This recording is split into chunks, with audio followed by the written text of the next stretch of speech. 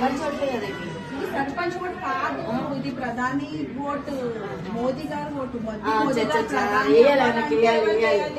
ఇప్పుడు ఇంత పెట్టుకున్నాం, ఇది ఎవరు తెచ్చింది? ఇది అవుతుండే ఇక్కడ చూడు, ఇక్కడ మోదీ తెచ్చింది. ఎవరు చూపెట్టు, ఇక్కడ చూపెట్టు.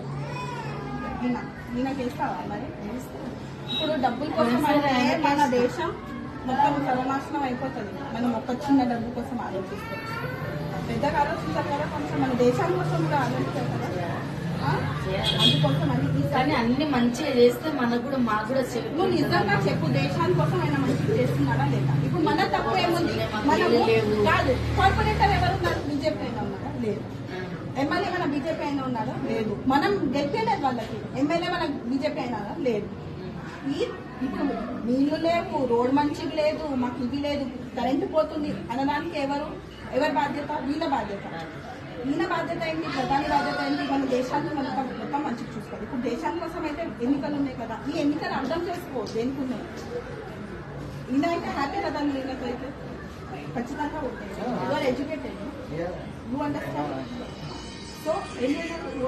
ఇంట్లో